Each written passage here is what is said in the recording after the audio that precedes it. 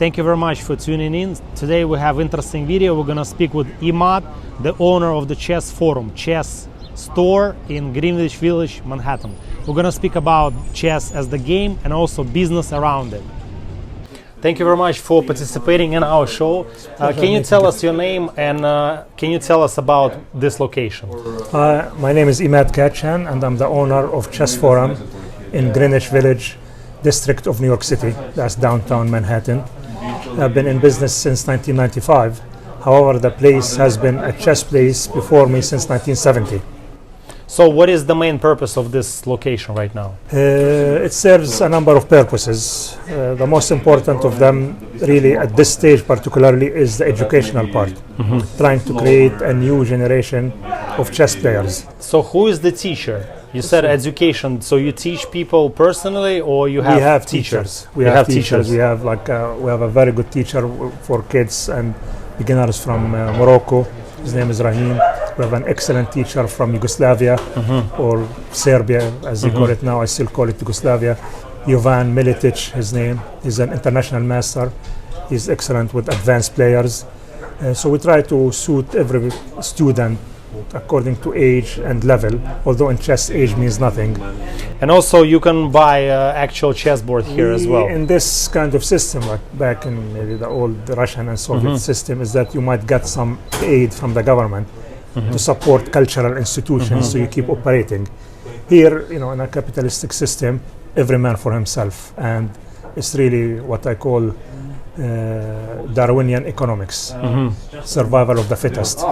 You survive, you stay. You don't make it, nice knowing you. You are part of the past, last man standing. So we rely on selling chess sets to help. So you need to hustle. Sales, every really hustle in the good sense is that it's an American expression. You need to hustle, not mean take advantage of people, but you need to work hard. Get up early, sleep, don't sleep preferably, keep running. To always, like in chess, be ahead of the game. Chess. Once we had a student, a famous musician, Robert Plant from Led Zeppelin, and he came and took lessons here and asked him why chess. He said because throughout his life he's been a famous musician since the 1960s. He said then it occurred to him being ahead of music, trance, in fashion, in lyrics, in the whole art of music. He had to manage to stay from the 60s to 2010s, you have to be thinking ahead. And he said, I thought to myself, what's the game that teaches you thinking ahead? It's chess. So he started taking lessons here. Imad, can you tell us what happened in your life that you end up being a owner of a chess store? Actually, this came by, if you want, by default, not directly. I was a student at NYU, and I got a part-time job in a similar kind of establishment. And promises, let's say, were made since the parties involved are no longer alive.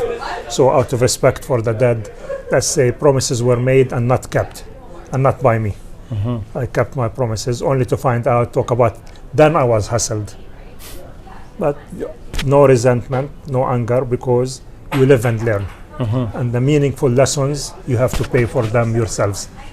I spent 5 years, left my NYU PhD degree in Middle East history, left all my life plans and followed a promise of owning a business by some guy who said, yeah, run it 5 years for me and it's yours. 5 years later, I said, it's 5 years. He said, 2 words, he told me, get lost. No anger, no resentment, God forbid. You change his mind. I know the feeling. Sometimes you want, the Americans have a saying, you want your cake and you want to eat it.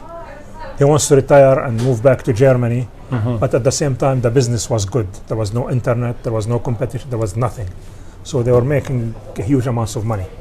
And that's what made it interesting for me, is that this seems to be a successful business. If I get into it, I can continue studying without having to worry. Again, Europe and the rest of the world have something fantastic, free education and free healthcare. Not here. Here you run like a dog and you die like a dog. What they call rat race. Rat race. Rat race. You race like rats for a small piece of cheese that is, it's not even worth the effort, but it keeps you alive. It's getting more and more. America was spared, being in the young country, to live through the medieval times of Europe, but they are insisting on having feudal times. And if they keep it this way, we are hopefully moving towards slavery, where now it's basically you work for your food. Eventually, you will be like owned by corporations, whoever who will own the. So it was a different. But you're still independent. It's, again, we go to the thing we were talking about earlier. Independence is economic independence. You owe anybody $1, he will own you. As long as we fight to keep our head over the water and to be owing nobody anything, so we don't have to hide from the debtors. The only thing good here is that what they call, there is no debtors prison. If you owe people, you don't go to prison like in old Europe. You owe people. Now even in countries in the Middle East, you owe money, you go to prison. How are you going to pay it? America gives you that chance. Those are some of the strengths also of the system. Even when you are in trouble, you have a chance to come back. For me, the best thing about America is second chances. No judgment. You make a mistake, you make an error of judgment, things happen. But you can redeem yourself. And you see many Hollywood celebrities, junkies, cocaine, alcohol, all kinds of problems, and they come back and they are on top of their game. They make $20 million a movie, like nothing happened. I like that this sort of Christian ethic, do not judge lest you be judged. Don't judge people, understand, contain, accept, because you might be in their shoes one day. Don't judge lest you be judged. That's fantastic in a society, as opposed to places where you make one small mistake and you are condemned forever. And you spend your life not redeeming your life, but redeeming your reputation. And it doesn't work. So this is the one positive side of life here. Whatever it is, as Dr. Samuel Johnson, since I studied English and American literature, a British poet said, to err is human. To make mistakes is human. To forgive, divine. You'll be like a god when you forgive. So they give you second chances, even third chances, and many chances. It's just on you. That's why they say, fool me once, shame on you, fool me twice, shame on me. Imad, thank you very much for this wise phrases. You looks like a very knowledgeable person. I have a question for you. Even 5 minutes ago, I observed a person, he came in and he wants to buy chess. Yes. Why you think people buying chess in 2021? Actually, in this particular point in the history of New York and the US, or something I have to say, the New Yorker, that the individual here is very conscious and aware in a political and in a social and in an economic way. So I'm noticing that for years, big corporations and online companies have been killing us, especially Amazon. Now there is a movement, at least in New York, called buy local. Buy local, trying to support the local merchant to stay in business, because, as they say, no man is an island. I need to buy from you so that you can, with the money, you can buy from me what I have. We help all each other, so we all stay in business. If we keep sending, so it's effective in this neighborhood. In the whole city, I notice people, and although they are aware, excuse me, that things might be a little bit more expensive locally than, let's say, online, they are willing to spend, the expression, put your wallet where your mouth is, don't just talk, pay. So you have a lot of customers who lives around in the here? area, from all over the city, actually, and from Connecticut. Today we had people from New Jersey. They are really making an effort. So they want to support businesses like you? They notice there is a state of panic in New York. Small businesses are vanishing. It was before because of the internet, and then the last nail in the coffin was the coronavirus, where really it's a whole new city. It's heartbreaking. And to be surviving is really a miracle from God. What about the game itself? Like, people invent games every day, but people stick to this game. What is the secret, you think? Because it's so far, and it will always be endless. You see, when we play a game until we find, okay, all the possibilities have been answered. This is, I don't know, 800 years or 1,000 or 2,000 years. It has been not deciphered with all the computers, with all the knowledge. It has been challenging. That's what makes it addictive. each game you sit is literally, as I think Socrates or Aristotle said, you cannot swim in the same river twice. That's why it's close to life. One small decision on the board or on the board of life, it's a whole new game. And you have to deal with the consequences of that move. So it's better, as Emmanuel Lasker, not a doctor, said, when you see a good move, don't make it. Look for a better move. What about the visitors? You have visitors 24 hours in this place, It's or, really the or world, people just come 9 till 5? the world changed drastically. We used to be 24 hours. Slowly, places like this in any field lost what the French say, raison d'être, reason to exist. We have no, this is, as many people walk in and say, which I don't know if it's a compliment or an insult. You are still here? They are surprised. I know this is, you are now Jurassic Park. This is a dinosaur. This has no reason to exist. But there is still, between the love of the people, a city like New York, whether it's me or anybody else, needs a place like this. New York is theater. New York is universities. New York is publishing. It's books. It's culture. A place like this belongs in New York, even like it is now almost a non-for-profit organization. A place where we sell things to pay our rent and pay our expenses, and all of the income basically goes to keep that part in the back where there are a few tables to study, to play, to learn, summer camp for kids, private lessons, just a place for culture, which to me the fight is to keep that, because it's what I consider the essence of the Western civilization. Abstract thinking plus classical music. I have nothing to offer you. Abstract thinking and classical music. Which is by its nature abstract. I have a simple table, a simple chair, board and pieces made out of plastic. I give you room to come running away from life and use the other side of your brain that involves creativity and art. And for an hour or 2 hours, you rest your working brain and you exert your other side of the brain. And this one, you walk out refreshed. My hope is that if you become a grandmaster, God bless. Number 2 player in the world, Fabiano Caruana, started here. But that happens. Who is number 1? Magnus Carlsen, Where is he from? Norway. Norway. You see, He's when young? and he's 28, 27 years old.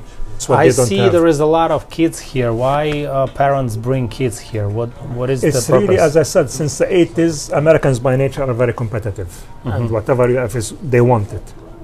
But they work hard for it. And there is no government to, like back in the Soviet Union, okay, here are chess sets, here are teachers, schools everywhere. That doesn't exist. So it's left to individual initiative.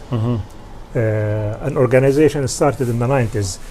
Wall Street executives decided that maybe, as we're talking about Robert Plant, that chess is the game of thinking ahead. If we taught the Wall Street executives chess, will they be able to read the minds and the markets and the trends? Since there's something in the stock market called futures. That's chess. And now most grandmasters, which is hard for them to find work in chess, they become Wall Street consultants. They seek them. What is the area of their consultancy? Foreseeing, predicting the future of the market. So not a strategy, prediction. That's the best strategy. Predicting the next move, predicting the competition. That's really what you want. You do that. One of our players is like an expert level chess player from Iran, doing a PhD in math at Cornell. Him and all his math colleagues at Cornell were invited for interviews at one of the biggest hedge funds on Wall Street. Part of the interview was chess. They put them in nice hotels for 3 days, questions, probabilities. One of the questions was asking the students educated guess, how many traffic lights are in New York. You don't have any facts, but you need to use your chess, your thinking ability, your guessing, all of that, the art, the science, put it together. Actually, one of the Iranian students was able to answer the closest guess. What is it, 10,000? I didn't know the answer, but the big chiefs in the hedge fund said, you need to come and explain to us, how did you figure it out? We didn't give you a book to study. We asked you random questions. But the second day was tournaments. You do well in chess, they want you. And start early. 4. 4 years old? Yeah, Magnus said, if you are not a grandmaster by 10, forget about it.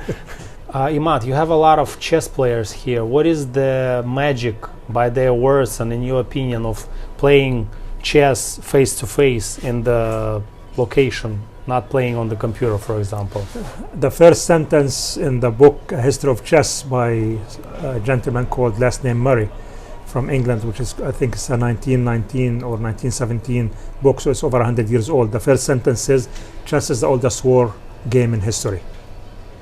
And when we say war, we say psychology. And when we say psychology, face-to-face is a big part of it, because this is the closest thing to being a gladiator. You are a general, and I'm a general, and these are our army units. The game started as a war game in India. A queen had two sons. One was, as usual, the bad son, and one was the good son. The good son went to war and never came back. He died. And the generals were afraid to tell her, your son died, because, as they say, don't kill the messenger. Anybody who came with bad news, they cut off his head. So they didn't dare to tell the queen, but they had to say something. So on the floor of the palace, they were drawing lines, grid, like a chessboard, and they said, this unit, these are the, let's say now we have Marines, Air Force, Army, different army units, Navy, and this was here, and this was here, and your son was here. So she looked at the position, didn't say anything, but she looked from their description, she realized her son cannot come out alive from that position. That's in mythology considered the story of the beginnings of chess. Who is moving first? White, I guess. Okay, your move. So I see there is a lot of pictures of famous people in the store. So everybody who is famous and lives here, they want to be part of this intellectual game. That's why they're visiting. The players come. There are certain places that become a destination. I have somebody maybe 5 years ago came, a man in maybe his 50s or 60s, came running. I'm standing outside. In my direction, I thought, who knows what's happening? The guy coming with a big smile, so I didn't feel threatened. But he's running towards me. And when he arrived, he said, I've been dreaming years to come to New York and come and see this place. It really makes you, I have to say, in fact, you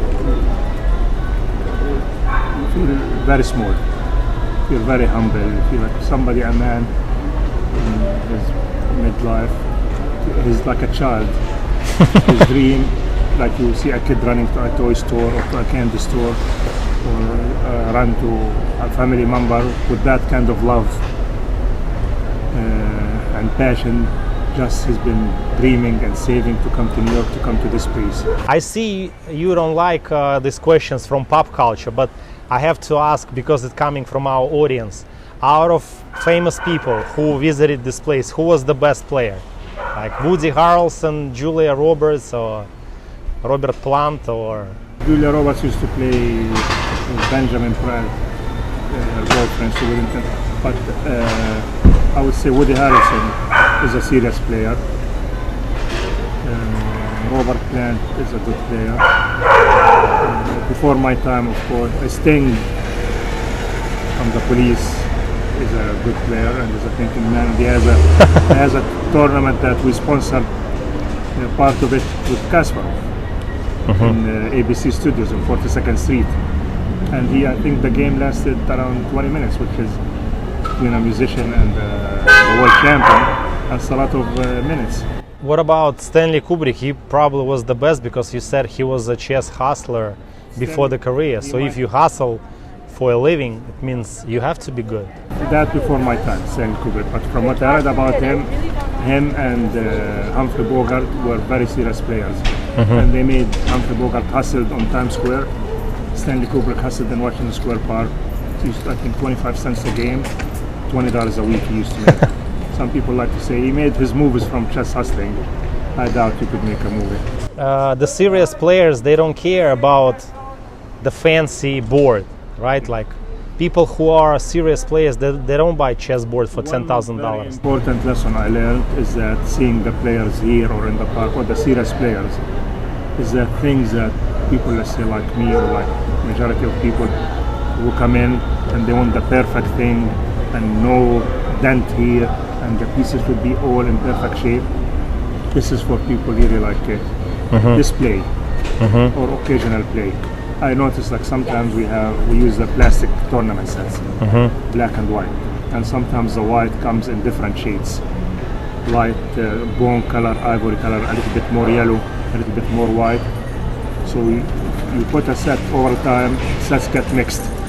So you have a piece that has been used, still here, almost melted from 20 years ago, and a brand new piece, off-white, yellow, bone white, all in one side.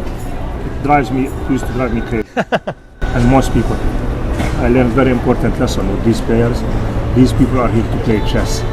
They do not see any of that. It's amazing. What do you think about Yoko Ono sculpture? She had it in MoMA, where both figures are white in chessboard. It's a very interesting idea from a different or very interesting era, and it reflects, I think, a certain.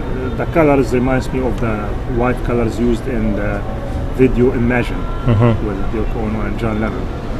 But the core, this is the 60s and Vietnam era and all kinds of tensions in this country, as a way that let's erase all differences and let's play. So that was the statement. And that's, as I think the name of the piece is, play it by trust. Let's trust each other. 6 months ago there was a movie, Queen's Gambit. Oh, yeah. Do you have any more female customers right now because of this movie? It's really first during last year, during the pandemic, we closed for 3 months. So it practically shut us down. We barely survived. But sometimes, as I was saying, like, do your thing. It's gonna be hard. It's not going to be a walk in the park. It's going to be hard, but we still have to have that a little bit of stubbornness and belief that it's going to work out. It's going to be okay. Sure enough, when we're thinking this is it for us, in October, I think 26, they dropped on Netflix, the Queen's Gambit, and suddenly, for a few weeks afterwards, people started asking us come talk about the show. Yeah, they put in Google chess and chess forum come up. That's the only place probably in the city where you can buy chess solid. I mean, you can play, you can buy, you have teachers, you have books, you have, as you saw the lady, you have classes for kids. And it's nice to see that the kids you taught when they were 5 are now 25. Somehow you become like a father or eventually a grandfather. What type of board they use on official tournaments? It's something close to this. So just classical as well. Classical, yeah. And the simplest design, so no distractions. You as a player, you focus on the position, not admiring the design of the pieces. Now, because the main character was a woman, it became, and the funny thing usually is women who don't know chess come and say, oh, my husband loves chess, whether Christmas or Valentine's Day or Father's Day, that's when we sell. Women buying for men. This is the first year. Women buying for men. Got it. It's like, usually it's considered the man's gift, chess. This is the first year men come to buy for women. Listen, we have an interesting time on the planet. What about your landlord? Like in my situation, our landlord for the office, for the law firm, became even more aggressive about collecting the rent. Like, do they raise the price? Did they lower the price? Lower, you have to ask. Nobody here will gonna give you because you are nice. So you ask. We didn't. I try to. Business means stability. It's a fancy block, so it's like 5,000. This is here the 10th most expensive neighborhood in America. The fanciest. This zip code. But like speaking about business, like do they give you a special rate or market rate? Market rate. Market rate. Commercial is always market. Got it. So for how many years you have a lease? 10 years. Oh, okay. You are doing business. What is the price of the regular set? We start we have from $10 to $10,000. $10 from 10,000. So you have a wide range. The average, like during this rush of the Queen's Gambit, 40 to 50. That was the average price. The ones who wanted to spend more luxury, they spent around 100. What is the price of the one that you give us as a gift in the box, the whole green thing one? would be $30. $30. 10, 10, 10. What is your advice to a person who wants to make money using chess? To open a store, to become a player for money, or to give online classes? What is your recommendation? You have to, that depends on who you are. If you are a great player, you have a potential to be grandmaster, become a grandmaster, compete, maybe you become world champion, you teach, you write books, you give interviews, you give lectures. Who wrote the book for the children that you give us as a present? It's an orange book. Yeah, this is, I'm not sure who's the author, but this is like people who write for children. Got it's it. Osborne. It's a very nice. Osborne. It's a unique situation. Yeah, it's not gonna be survive in Brooklyn or somewhere else, right? No, even in Manhattan. This is surviving because you're in a city of 10 million people, and 2 years ago the city has 63 million tourists. Yeah. And with that, we barely survived. There was a time when this was good. Now, I've noticed the mentality is the click and buy and go about your business. Now, what you get with that click is you will be surprised. You're gonna survive if you have a secret weapon. The owner of the store is Imad. That really is, you have to be stubborn, you have to be willing to pay a price. This is a devastating price. Really, at the end of all conversations, at the end of all work, at the end of all we do, what's the meaning of life? It's always going to be family. If there is no family, you could be the king, or you could be the guy with the cup in the street. If you have no family, if you have no wife, no children, I think that's the meaning of life, and that's what keeps it moving forward. This price I had to pay here. No matter what happens, here I am. Listen, it's not. I'm sure it's not a sad story. Thank you very much for this wise words from you. And can you tell in the end, like a short message to the viewers, like maybe just advice or? My advice in life is love what you do and believe in what you do. You are always able to change. You need to, and very important thing, if you want to get into business of any form, take care of your personal life first. Get married. You will have somebody to support you and stand by you. Never give up the hope. Keep the hope alive, as they say, and hope for the best. What else can we do in this life? Thank you very much, Matt, again. Pleasure. Thank you very much for watching this video. Please click like if you really like it. Click subscribe if you are first time on my channel. And also please leave a comment what you think about the chess as the game and chess as the business in New York.